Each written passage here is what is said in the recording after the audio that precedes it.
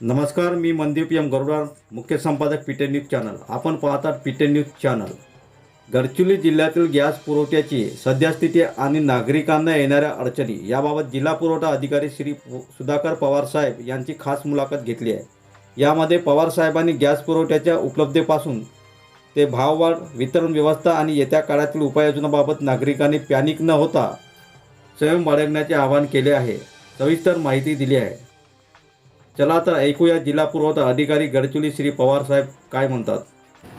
गडचिरोली जिल्ह्यामध्ये SPCL, IOCL आणि BPCL या तिन्ही कंपन्या मिळून 22 गॅस एजन्सीज आहेत.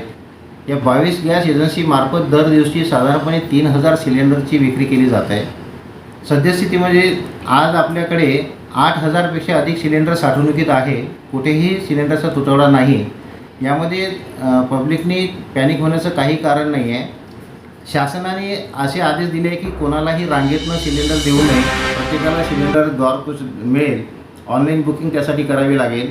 ऑनलाईन बुकिंग करत असताना पहिलं सिलेंडर जेव्हा डिलिव्हर झालं असेल, ज्या दिवशी त्यांना प्राप्त झालं असेल, त्यानंतर 25 दिवसानंतर त्याची बुकिंग करता येईल आणि त्यानंतर त्यांना घरपोच सिलेंडर मिळणार आहे. रांगेत कोणी जाऊ नये. उन्हाळ्याचे दिवस आहे. उन्हामुळे लोकांना त्रास होऊ शकतो. घरीच सिलेंडरची वाट बघावी. त्यांना विहित वेळेमध्ये प्राप्त होतील.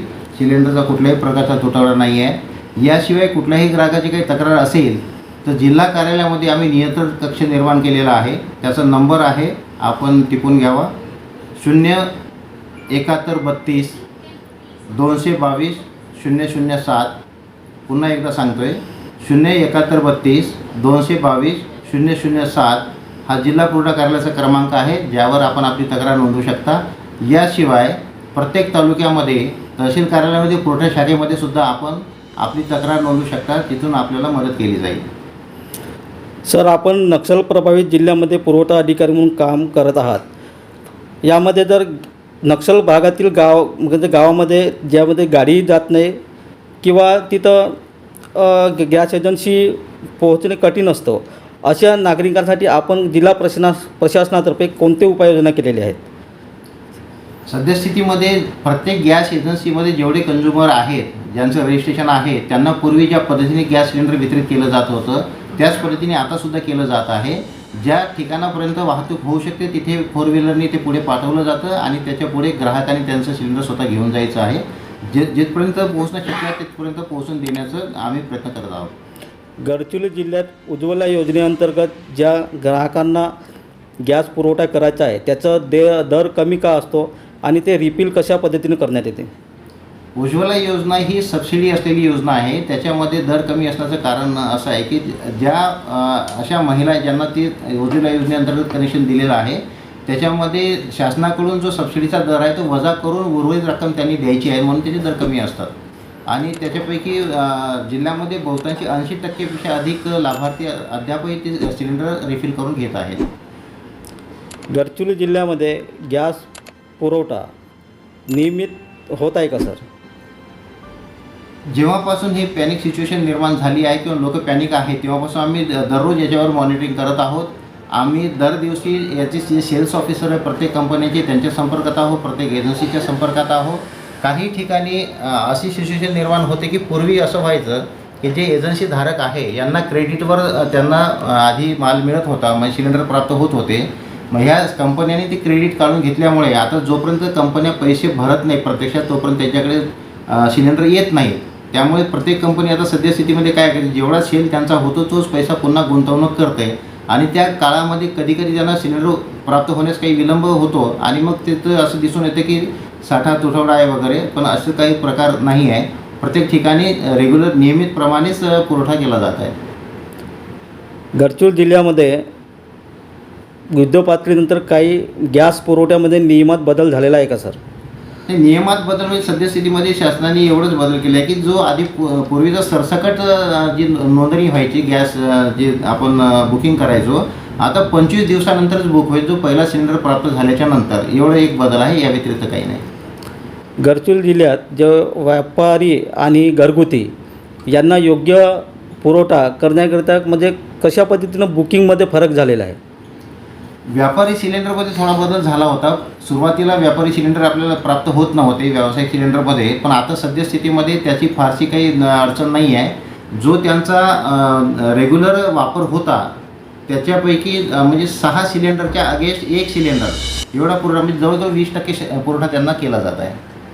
सर, आपण जिल्हा पुरवठा अधिकारी म्हणून आपल्याला इथं 6 महिने झालेले आहेत, तर आपल्याला प्रशासनामध्ये म्हणजे कशा पद्धतीने बदल करता येईल असे उपाययोजना आपण योजलेले आहेत, किंवा आपला अनुभव सांगा गडचिरोली या नक्षलग्रस्त भागामध्ये कशा पद्धतीने काम करावे, आपला एक अनुभव सांगा सर. आणि प्रशासनिक बदल करणं गरजेचं नाही आहे. जे इथे प्रत्येक विभागाचे धोरणं ठरलेले आहेत, त्यांची नियमावली ठरलेली आहे, कामं कसे करायचे याचे नियम शासनाने ठरवलेले आहेत. जिल्हा स्तरावरून कुठलेही नियम तयार केले जात नाही आहे. जे धोरणात्मक बाब आहे त्याची अंमलबजावणी करणं हे प्रत्येक अधिकारी कर्मचाऱ्याचं काम आहे. त्या अनुषंगाने जो स्टाफ आणि जेवढा अधिकारी वर्ग कर्मचारी वर्ग या ठिकाणी नियुक्त केलेला आहे त्यांच्याकडून ते काम करून घेणं आहे. त्यांनी जर आपलं 100% योगदान त्यामध्ये दिलं तर निश्चितच कामाची गती वाढेल आणि चांगलं सुशासन म्हणजे प्रगतिशील काम करता येईल. आपला नक्षलग्रस्त भागात गडचिरोली जिल्ह्यात आपला अनुभव काय सांगा सर, इथं आल्यानंतर म्हणजे कशा पद्धतीनं आपण नाही. प्रशासनामध्ये आपल्याला अनुभव आलेले आहेत, नागरिकांकडून किंवा इतर एजन्सीकडून आपल्याला कसं सहकार्य मिळत आहे? नाही, एक इथे चांगला अनुभव असा राहिला आहे की ज्या ज्या तालुक्यामध्ये मी गेलो की आता मी जिल्ह्याच्या मुख्यालय इथे बसतो, म्हणजे सद्यस्थितीमध्ये इथे पब्लिक जे असेल की त्यांना की फारशा अशा काही तक्रारी नाही आहे, आणि ज्या जेन्युइन तक्रारी असतात ते आम्ही तेव्हाच्या तेव्हा निकाली काढण्याचा प्रयत्न करत असतो. म्हणजे माझा तरी इथला अनुभव चांगला राहिलेला आहे.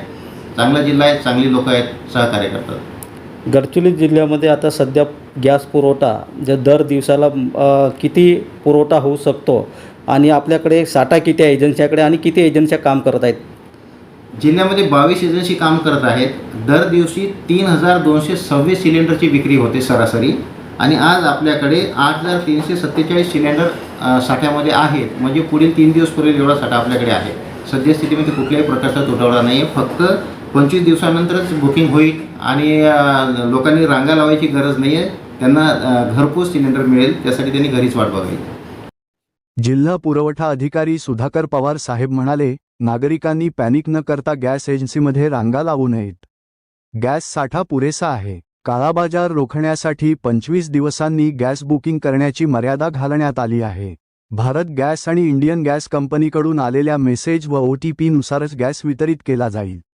2 गॅसधारक असणाऱ्या नागरिकांनी सिलेंडर पूर्ण संपल्यानंतरच बुकिंग करावी.